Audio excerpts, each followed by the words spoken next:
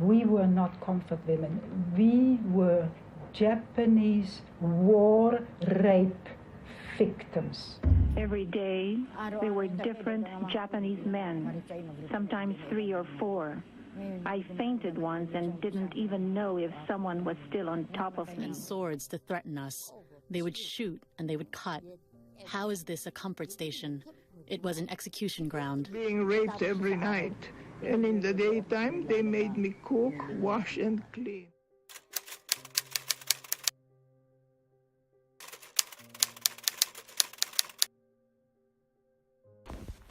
During the World War II, the Japanese Imperial Army recruited around 200,000 women, as many as 400,000 by some estimates, as sex slaves.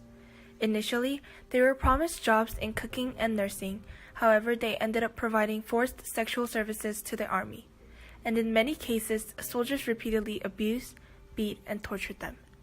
As time passed, the army and their collaborators abducted women from their homes all around Asia, from Korea, China, Burma, Thailand, Vietnam, Malaysia, Taiwan, Indonesia, East Timor, and other occupied territories. The term comfort woman refers to the victims of one of the largest human trafficking in the 20th century. As many as 3/4 of these women died during the war, while others have eventually returned home even as late as the 1990s.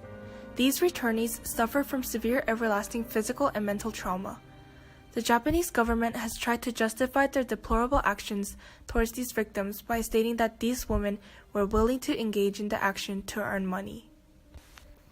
The Japanese Imperial Army established the so-called comfort station for the forced prostitution to its soldiers.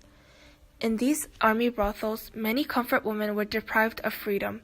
Girls as young as 10 were tricked and coerced into coming to the stations by the Japanese slave traders who promised jobs at factories or military hospitals. An estimate of 75% of the girls at the stations died from diseases, injuries, or the abuse, while their survivors both bear physical and psychological scars.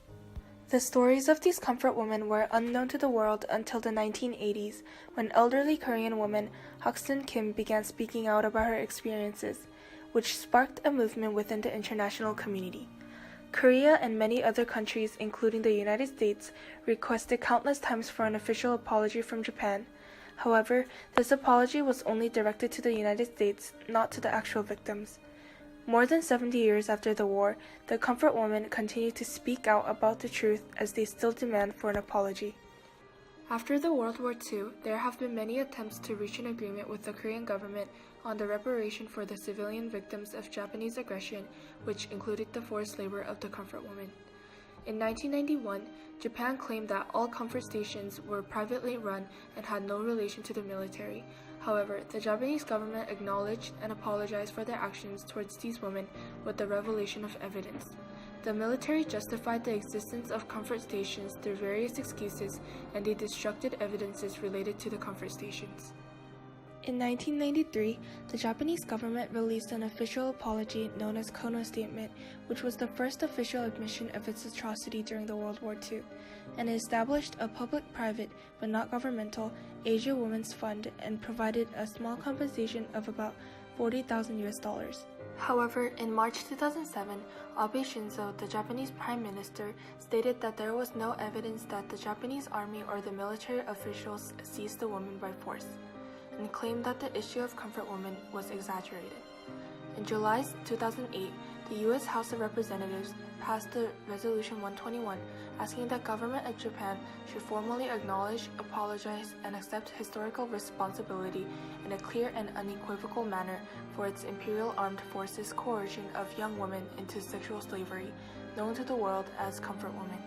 During its colonial and wartime occupation of Asia and the Pacific Islands, from the 1930s through the duration of World War II, based on 1921 International Convention for the Suppression of the Traffic in Women and Children. We interviewed Phyllis Kim, the Executive Director of the Korean American Forum of California.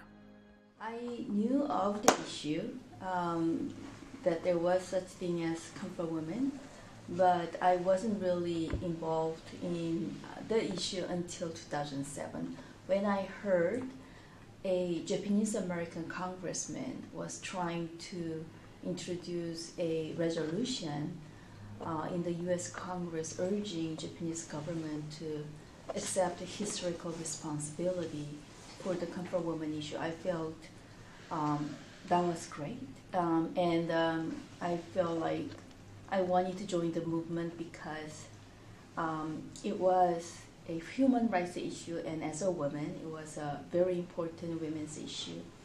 And as demonstrated by Congressman Mike Honda, it didn't matter if he was Japanese American, Korean American, Chinese American, or white people, that we all need to make efforts to promote human rights and try to work together to eradicate violence against women, especially during war. However, the Japanese government led by Abe Shinzo has continuously denied to change its position. In 2015, the Japanese government and the Korean government, led by now impeached President Geun-hye Park, has reached an agreement without key details released. This agreement was made without any consultation or discussion with the victims. It was renounced and led to the fierce protest by the comfort women and other concerned citizens.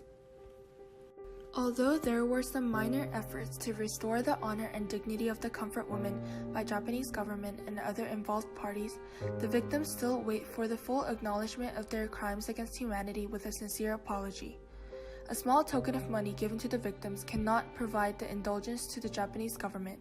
The grandmas has been saying that money is not the problem. It's not that we want money. However, money is important because that shows the scale of the crime. Think about it. Japanese Americans were interned during World War II because Japanese Americans were viewed as the enemy subject, that they can,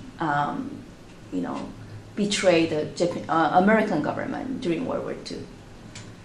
So that was a grave human rights violation, and it was done by the American government. So in 1980s, Japanese Americans, along with other Asian American community, worked together to bring redress for the Japanese American community. And U.S. government actually issued a formal apology through the Congress, and the president signed it.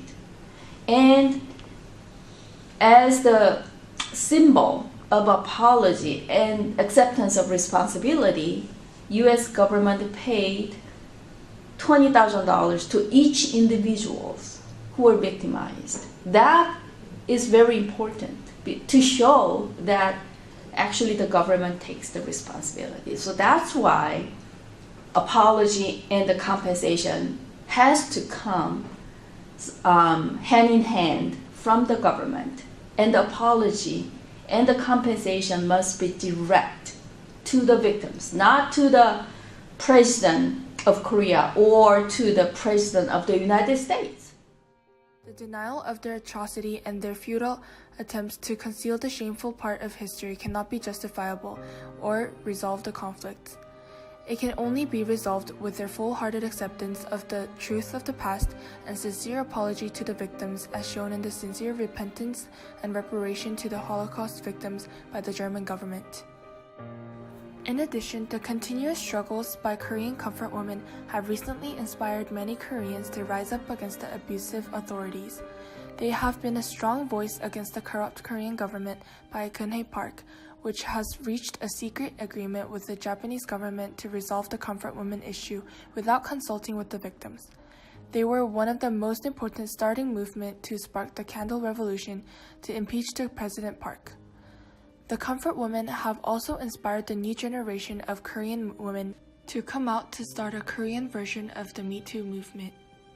This is not just the story of Asian women who suffer from the Japanese military.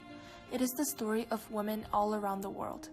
Even today, somewhere around the world, women of all ages are still suffering from sexual abuse. Although we cannot change what happened in the past, we can work together to change the future for the better world. By learning the past, it is for us to take a step towards preventing the crimes against humanity.